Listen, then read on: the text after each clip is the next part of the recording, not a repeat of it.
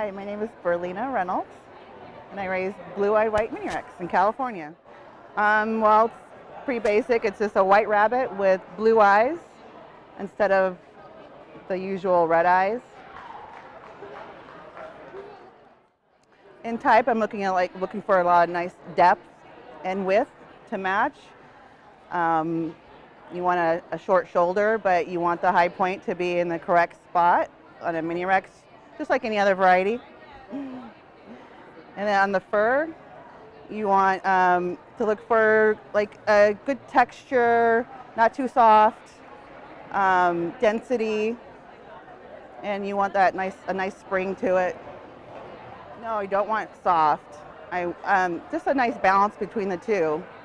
Blue-eye whites tend to have a coarse coat. A lot of them have a coarse coat, and so I've worked hard to try to get away from that with a lot of outcrossing. Looking for a nice plush coat with a good spring back, and like a resistance against my hand when I pat it like this. Blue-eye whites, when I started with them, they were very rangy, and they had a lot of coarse coat, a lot of long ears and stuff. So I had to work with finding good stock to breed into with them, and creating Vienna carriers, and then just trying to line breed back to the good traits that I'm looking for. And it takes a few generations, but if you're diligent and patient, you'll get there. But yeah, I do a lot of outcross. I will use any color except for chocolate base, including lilac, and I especially don't use shaded. But usually shaded, you're not going to shade it for the type and fur quite yet. But like a black, I'll look for a black or brokens. I use a lot of brokens, yeah.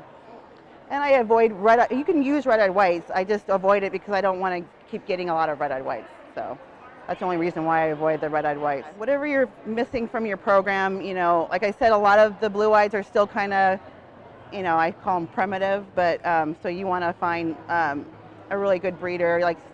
I think going to broken or black is a really good choice. They tend to have those fur qualities that you're looking for. And so, and they're much like a red-eyed white, they mask a color. So they, if you use a lot of dilute and stuff, you'll tend to see more of the softer coats like a dilute. Technically a Vienna mark, because you see the roding going. Oh geez, she wants to breed them. But most of my non-blue-eye whites are Vienna carriers that I can show. A Vienna mark will have some sort of marking that disqualifies them, like blue eyes on a colored rabbit, or like a snip, or a white paw or something, which is not showable, but they're fine for breeding. I would use them if they have the type and fur. I would still use them. This guy is actually a carrier. The blue-eyed white gene is a recessive gene, so both parents would have to carry it to produce it. So you can use him and with the blue-eyed, or you can even use two Vienna carriers together and get blue-eyeds from that cross. But that's why this is an outcross. I used I used the black to produce him, and he turned out really nice. He's got the fur I like and everything, but his color is a little off. He gets nicked for those white hairs. I call it like roning, but usually there's no spots, so he usually passes on the table.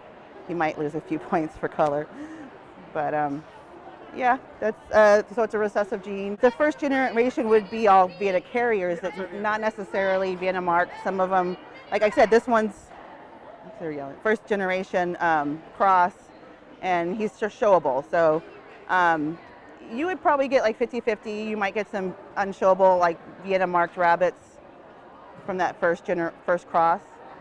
But keep in mind, you could still use them for breeding, even if you can't show them. They're still valuable for your blue-eye white breeding program. So don't discount the Vienna mark.